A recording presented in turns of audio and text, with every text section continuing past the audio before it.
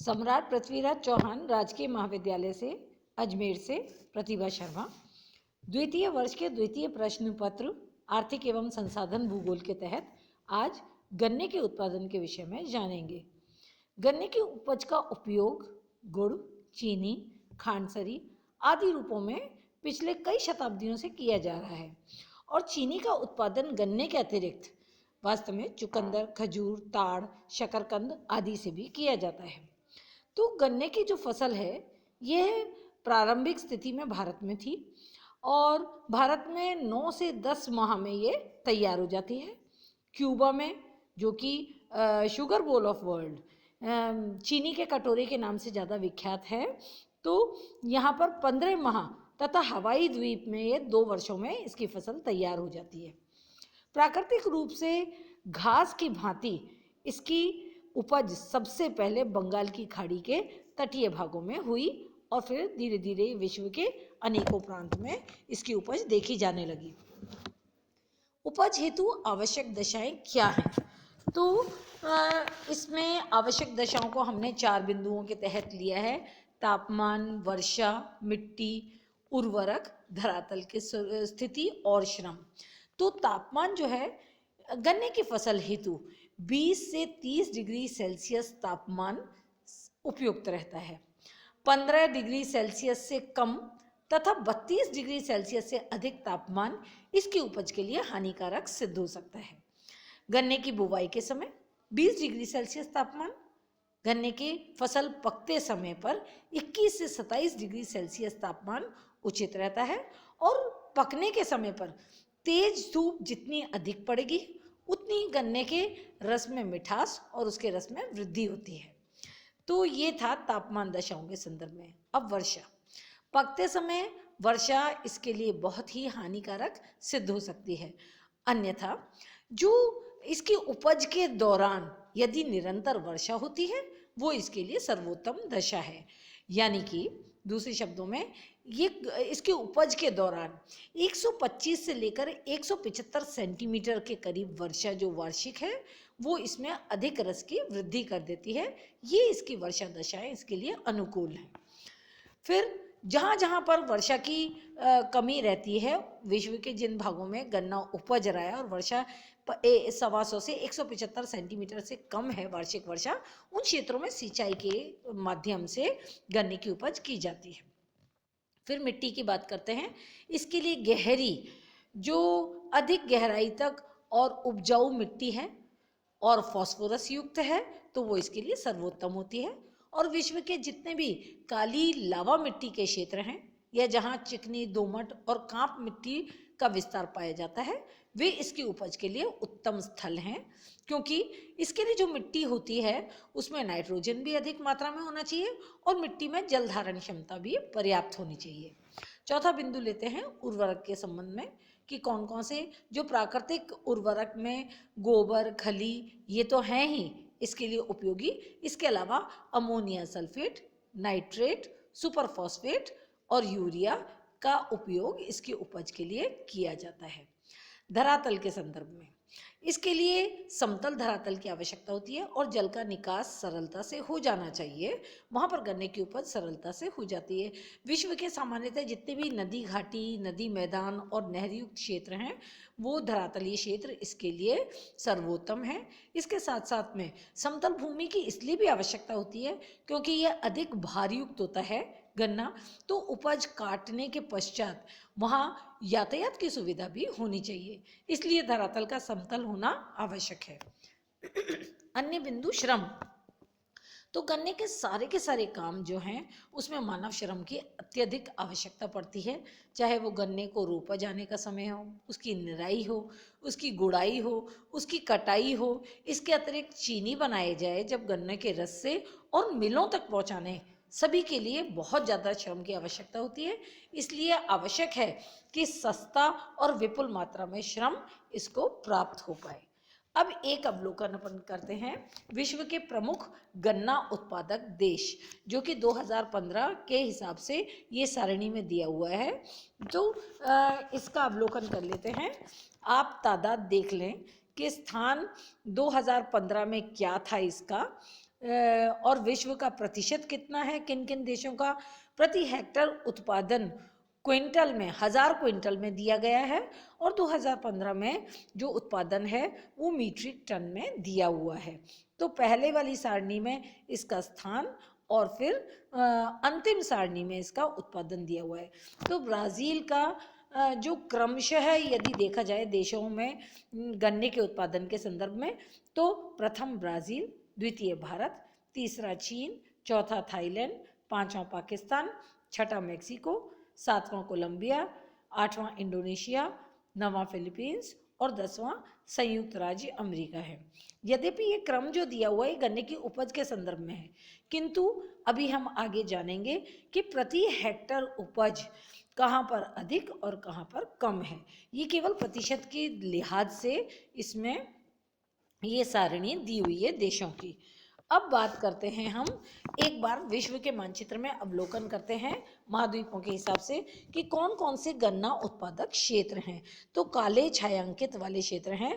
यदि उत्तरी अमेरिका में हम देखें तो कुछ पश्चिमी तट जो कनाडा का है, कनाडा और संयुक्त राज्य अमेरिका का, फिर उसके बाद में जो लैटिन अमेरिका है, उत्तरी अमेरिका और दक्षिणी अमेरिकी महाद्वीप के मध्य वाला, फिर कोलंबिया वाला क्षेत्र है दक्षिण अमेरिका में, ब्राज़ील वाला क्षेत्र है, और फिर यूरोप में ये प्राय दिखाया नहीं गया है। इसके अतिरिक्त उत्तरी अमेरिका के पूर्वी जो दक्षिण पूर्वी सिरा है वहाँ पर जो पश्चिमी द्वीप समूह है वहाँ पर भी गन्ने की भरपूर उपज देखने को मिलती है। अफ्रीका के प्रांत का भी छायांकन किया हुआ है, मिस्र की घाटी के पास में, नील नदी की घाटी के पास में, पश्चिमी तट अफ्रीका के कुछ अंश हैं और पूर्वी तट में गन्ने की उपज देखने को मिलती है। जबकि भारत के अधिकांश क्षेत्रों में, क्योंकि काली मिट्टी और चीका या लाल मिट्टी वाले क्षेत्र हैं, वहाँ पर सारे के सारे में गन्ने की उपज पर्याप्त मात्रा में देखने को मिलती है। एशिया में ही चीन में देखा जा सकता है। फिर जावा जो क्षेत्र है हिंद एशिया द्वीप समूह में, वहाँ पर इसकी उपज पर्याप्त है। और ऑस्ट्रेलिया में यदि देखा जाए तो मुरे डार्लिंग नदी के दक्षिण पूर्वी तट पर गन्ने की उपज पर्याप्त मात्रा में देखने को मिलती है।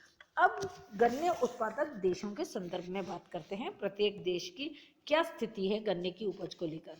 तो ब्राज़ील जो है, यहाँ पर सस्ते श्रमिकों का होना, मशीनीकृत कृषि और उर्वरकों के अधिकतम उपयोग, ये सारे के सारे बहुत ही अनुकूल दशाएं हैं, जिसके कारण से ब्राज़ील का गन्ने उत्पादन में प्रथम स्थान है।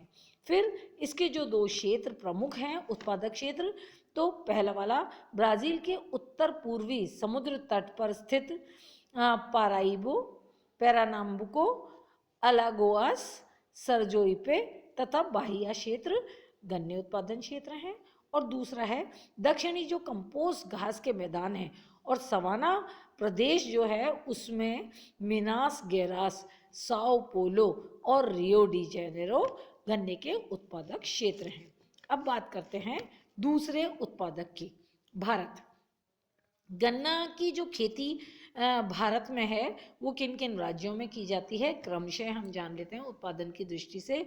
उत्तर प्रदेश, महाराष्ट्र, तमिलनाडु, कर्नाटक, आंध्र प्रदेश, हरियाणा, पंजाब की जो पंजाब तथा नदी घाटी के जितने भी क्षेत्र हैं भारत में, क्योंकि हमने मानचित्र में अवलोकन किया था कि भारत का अधिकांश भाग गन्ने की उपज को दर्शा रहा था। तो जहाँ जहाँ नदी के घाटी क्षेत्र हैं वहाँ पर सभी जगह गन्ने की उपज सामान्यतः देखने को मिल जाती है।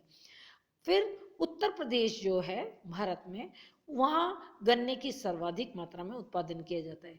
उत्तर प्रदेश का लगभग 50% भूभाग जो सिंचित भाग है वहाँ पर गन्ने की उपज देखी जा सकती है, और ये कुल मिलाकर के भारत का 45% गन्ने का उत्पादन करता है। ये तो हुई तादाद के विषय में, किंतु जो प्रति हेक्टर उत्पादन जो भारत में है, यद्यपि उत्तर प्रदेश में कुल मिलाकर के विश्व के प्रतिशत के हिसाब से देखा जाए या भारत के प्रतिशत के हिसाब से देखा जाए तो मात्रा तो उत्तर प्रदेश की अधिक है, किंतु तमिलनाडु की प्रति हेक्टर उत्पादन सर्वाधिक है। फिर लेकिन एक यहाँ पर बड़ी समस्या है, कई बार गन्ने की उपज जो है वो हवाओं से प्रभावित हो जाती है या रोग ग्रसित हो जाती है, जिसके कारण से कई बार यहाँ गन्ने की फसल नष्ट भी हो जाती है। तीसरा देश चीन।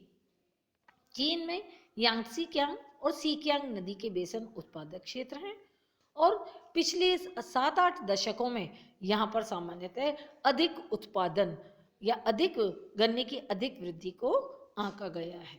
अगला देश थाईलैंड। तो यहाँ थाईलैंड में देश के पश्चिमी भाग और नदी बेसिन में गन्ने की कृषि की जाती है और पिछले ही कई दशकों में यहाँ पर तीव्रता से गन्ने की उपज के संदर्भ में विकास हुआ है। अगला देश पाकिस्तान। पंजाब प्रांत में सतलुज, रावी और चेनाब नदी के मैदान गन्ने उपज के क्षेत्र हैं। इसके अतिरिक्त जो सिंध प्रांत है, वहाँ पर सिंध की जो घाटी है वो गन्ने का प्रमुख उत्पादक क्षेत्र पाकिस्तान का है। अगला देश मैक्सिको।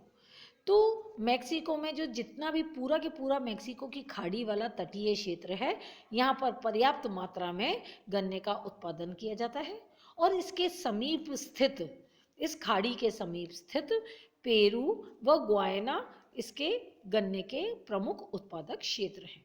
अगला देश कोलंबिया। सन 2019 में 23.3 मिलियन मीट्रिक टन यहाँ पर गन्ने का उत्पादन आंका गया है। जो एंडीज के पश्चिमी ढाल हैं और तटवर्ती भाग हैं, वहाँ पर कोलंबिया में गन्ने का उत्पादन मूलतः देखने को मिलता है। फिर लेते हैं एशिया के दक्षिण पूर्व में हिंद एशिया द्वीप समूह। इसमें द्वीप समूह की जो हमने बात की है, इसमें विशेषतः है जावा द्वीप है, जहाँ पर गन्ने का उत्पादन प्रचुर मात्रा में किया जाता है और इस द्वीप के पूर्वी भाग में गन्ने के खेत विस्तृत हैं। अब यहाँ जो गन्ने की उपज के लिए अनुकूल दशाएं हैं वो हैं समुद्री जलवायु, समतल भूमि, उपजाऊ लावा मिट्टी तथा सस्ते श्रमिक भरपूर मात्रा में उपलब्ध हो जाते हैं। तो ये सारी अनुकूल दशाएं हैं जिनके कारण से जावा में प्रचुर मात्रा में गन्ने की खेती देखने को मिलती है। अगला देश है फिलीपींस। तो समुद्र तट के सहारे सामान्यतः फिलीपींस में गन्ने का उत्पादन देखा जा सकता है। यहाँ भी अनुकूल दशाओं में जो समुद्री वायु का संचार है, ज्वालामुखी क्रिया से प्राप्त लावा युक्त काली मिट्टी है, ये इसके लिए बहुत ही इसकी उपज के लिए अनुकूल दशाएं हैं। अब बात करते हैं अगले देश संयुक्त राज्य अमेरिका के संदर्भ में। यहाँ उत्पादन में ये जो 10वां स्थान है इसका।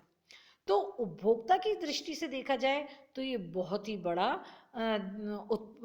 उपभोक्ता है चीनी का। तो यहाँ पर जो गन्ने की उपज संयुक्त राज्य अमेरिका में देखी जा सकती है, उसके 2 प्रमुख उत्पादक क्षेत्र हैं। पहला वाला है दक्षिणी प्रदेश। तो यहाँ लुजियाना और फ्लोरिडा राज्य अर्थात मिसिसिपी नदी की घाटी का निचला भाग जो है, यहाँ पर गन्ने की उपज देखी जा सकती है। और दूसरा संयुक्त राज्य अमेरिका का जो गन्ने का उत्पादक क्षेत्र है वह है हवाई द्वीप समूह। तो विश्व में यहाँ प्रति हेक्टर उत्पादन अधिकतम देखा जा सकता है। तो यदि पूरे विश्व में हम गन्ने की उपज का अवलोकन करें, उस पर दृष्टिपात करें, तो प्रति हेक्टर उत्पादन यहाँ पर सर्वाधिक देखने को मिलता है। उसका कारण क्या है? समुद्री जलवायु, लावा युक्त काली मिट्टी, वृहत आकार के कृषि फार्म, यंत्रों और मशीनों द्वारा की जाने वाली कृषि और सिंचाई की समुचित व्यवस्था के साथ साथ ये यहाँ इसे विस्तृत बाजार भी उपलब्ध है। तो ये बहुत सारे ऐसे कारण हैं जिनके प्रतिफल में गन्ने का उत्पादन यहाँ अच्छी मात्रा में देखने को मिलता है। अगला देश है क्यूबा। ये पश्चिमी द्वीप समूह के संदर्भ में है। क्यूबा गन्ने के उत्पादन तथा चीनी निर्माण दोनों की ही दृष्टि से विख्यात है और क्यूबा को ही sugar bowl of the world कहा जाता है, चीनी का कटोरा कहा जाता है। तो गन्ने की नहीं, हम चीनी की बात कर रहे हैं। तो वृहत फार्मों और मशीनीकृत कृषि के कारण से यहाँ पर ये गन्ने के उत्पादन में 17वां स्थान रखता है और चीनी के उत्पादन में विश्व में इसका 9वां स्थान है। और यहाँ जो विस्तृत जो फार्म है जहाँ पर मशीनीकृत गन्ने की कृषि की जाती है, उन बड़े बड़े कृषि फार्मों को तेतिफुंदियाओ के नाम से जाना जाता है। यहाँ पर मुख्य उत्पादक जो हैं क्यूबा के, वो पश्चिम में कामागुए तथा ओरिएंट प्रदेश हैं। और पश्चिमी द्वीप समूह के ही क्यूबा के अतिरिक्त सातो क्लारा, मेताजाज और हवाना आदि द्वीपों में भी गन्ने की उपज देखने को मिलती है। तो ये थे सारे के सारे विश्व में प्रमुख गन्ने के उत्पादक क्षेत्र जो विशेष स्थान रखते हैं। इसके अलावा भी अन्य देश और भी हैं जहाँ पर कि गन्ने की उपज देखने को मिलती है। वे हैं ऑस्ट्रेलिया, अर्जेंटीना, दक्षिणी अफ्रीका, ग्वाटेमाला, मिस्र, वियतनाम, वेनेजुएला तथा म्यांमार। अब अंत में हम एक दृष्टि डालते हैं गन्ने के अंतर्राष्ट्रीय व्यापार के संदर्भ में। गन्ने द्वारा निर्मित चीनी हेतु विश्व में अनेक संगठनों को बनाया गया और चीनी का अधिकतम उत्पादन जो है वो विकासशील देशों में देखने को मिलता है। इसका हम एक दृष्टिपात करते हैं कि विकासशील देश जो हैं वो 54% चीनी का उत्पादन करते हैं। जितने विकसित देश हैं विश्व के, वे 37% उनका चीनी के उत्पादन में योगदान है, जबकि अन्य देश कुल मिलाकर के शेष 9% चीनी का उत्पादन करते हैं। और प्रति व्यक्ति चीनी के उपभोग की बात करें तो वो कौन कौन से विश्व के भाग हैं? वे हैं भारत, ऑस्ट्रेलिया, संयुक्त राज्य अमेरिका और यूरोपीय देश, कनाडा और जापान जैसे वाले जो देश हैं, यहाँ पर प्रति व्यक्ति चीनी का उपभोग भी उसकी मात्रा पर्याप्त है, बहुत अधिक है। अब एक दृष्टि चीनी के निर्यातक और आयातक देशों पर। तो चीनी के निर्यातक देश हैं क्यूबा, ब्राज़ील, ऑस्ट्रेलिया, दक्षिणी अफ्रीका, मॉरिशस, संयुक्त राज्य अमेरिका, फिलीपींस, हवाई द्वीप। और विश्व के प्रमुख चीनी के आयातक क्षेत्र जो हैं तो यूरोपीय महाद्वीप, दक्षिणी अमेरिका और अफ्रीका के अधिकांश देश। इसके अलावा जो अन्य प्रमुख आयातक देश हैं वे हैं चीन और जापान। तो ये था भौगोलिक लेख, एक विस्तृत भौगोलिक जानकारी गन्ने के उत्पादन के संदर्भ